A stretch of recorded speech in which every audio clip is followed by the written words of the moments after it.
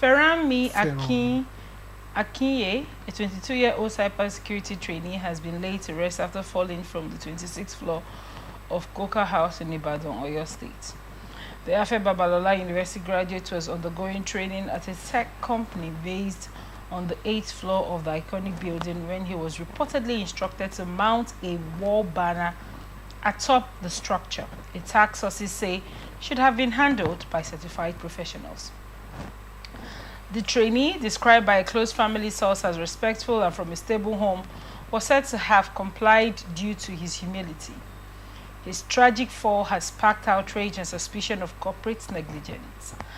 The company allegedly failed to inform his mother, attempted to conceal the incident, and blocked media coverage within the premises from taking photos of his body.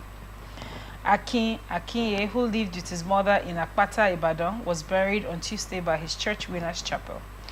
His father's family, based in the United States, is reportedly considering legal action against the company. The incident has reignited conversations around workplace safety and the exploitation of interns.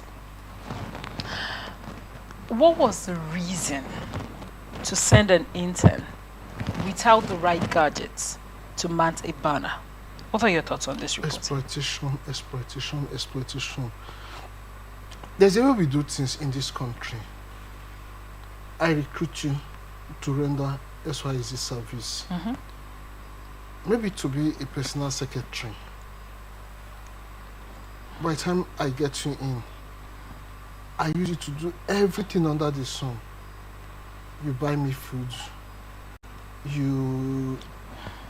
Just everything. In some cases, do school runs on my behalf. Even the ones that would even, like, if I were to ask you to do school runs on my behalf, I'm not even considering the safety of my child. It's just that I have another hand that I can use as much as I can. Who probably have no say. After all, she needs the job. After all, he needs the training. Because if they had stayed to 10, now this banner this guy was mounting has nothing to do with cybersecurity. It wasn't a practical form of cybersecurity. If he was learning how to hang banner or even advertising, they can erroneously say, oh, that banner was part of advertising, which is not true. But he came to learn cybersecurity. If you needed to hang banner, you get professionals who hang the banner. And to get this young man, what are the safety tips?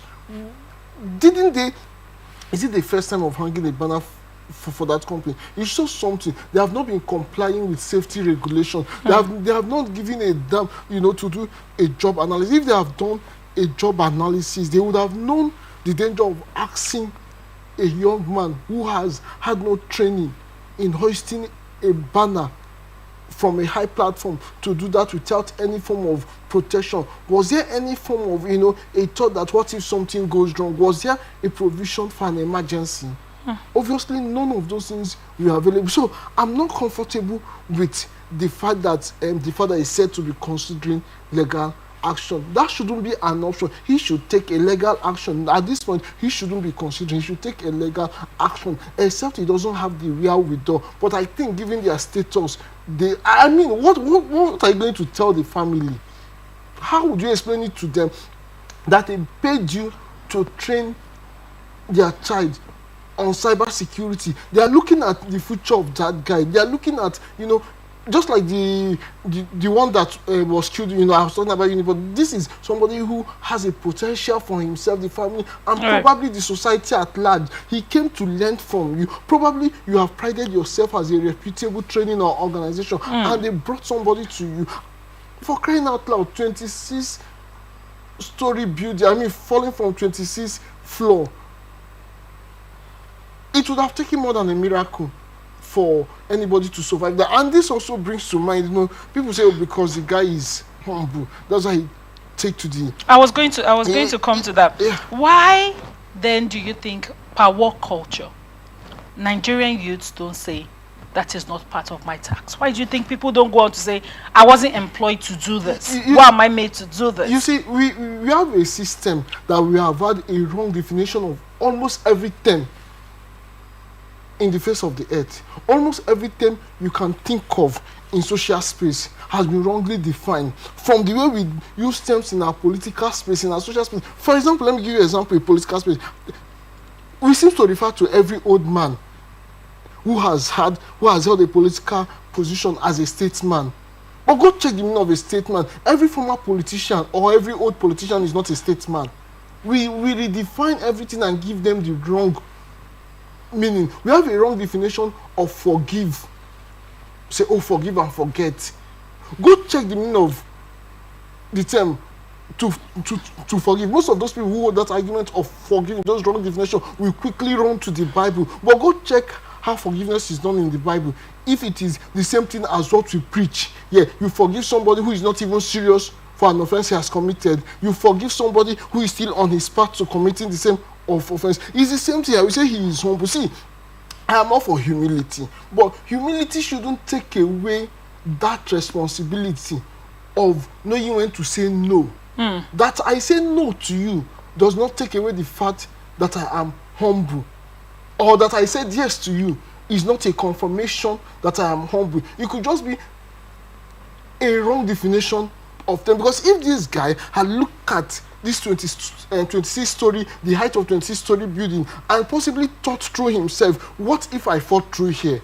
Thought of his mother at home. Humility would have made him to respectfully say, no, I don't think I can do this. So in teaching ourselves and our children humility, we should understand that humility does not take away the responsibility of self-preservation. Humility does not mean that I carry this thing and hit on you and you tell me thank you, God bless you.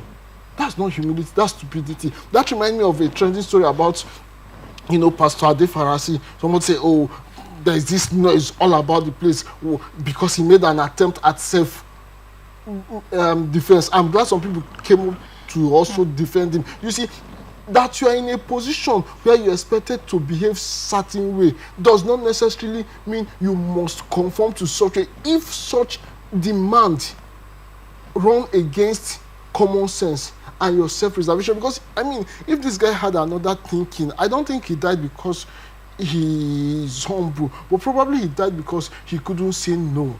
And I don't want to blame him for that. He's a young man who has been taught at home, like the story says, he comes from a good home, who has been taught at home to be respectful, to be humble. But again, I dare say, in teaching ourselves and our children how to be respectful and humble, we shouldn't forget to teach them when to say no, to make them understand that if you have been sent to go and learn cybersecurity or whatever you're learning, don't let.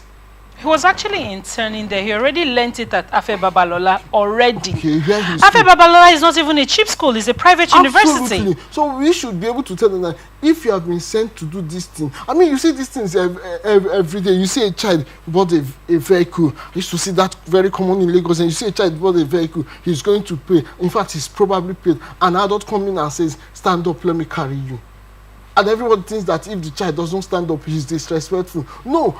Except you're going to pay for him. If he has made that payment, he should enjoy the profit of that seat. The adult who is in a hurry should have an alternative arrangement. I don't have any quarrel with a young person deciding, for example, seeing you as an elderly person, doing some stuff which anybody can do, even without being elderly, anybody can do. But seeing you doing some stuff, offering to render help, offering to give up your seat for an elderly person. But it should, when we talk about, most of the time we talk about what term do they use? They say is what mentality do they call it? More like taking people for granted.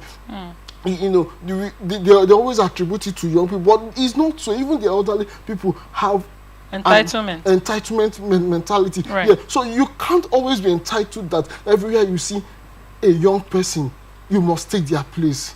Everywhere you see, because you have young people that have been sent to intern with you, you think another word for internship is housemaid at workplace. Because if only they were trying to save cost, they know it will cost them to get a professional to climb that height, then they use an intern who has not been. What is cost when a whole life now has been lost? Now they will have to pay more, and maybe that institution will have to suffer an irreparable damage. But going forward, I think we should learn to train our children how to say no. When anything becomes a threat to your life, no matter who is urging you on, learn to say no. Right. It doesn't take away the fact that you are responsible or respectful. You have to be alive to be respectful. Nobody can, like my parents used to say, don't allow anybody to tell you to put your hand inside the fire and you do that. That's not a sign of respect at all. That's not a show of humility. Know when to say no. Know when to stand on your feet to say, this thing is a risky task. I can't do it. I have not climbed this far before. And even if it's something you can do, ask the right question. What are the protection you have for me? For crying out loud. I mean, like I said earlier, I wish my thoughts could just take a break and don't be bothered with all this.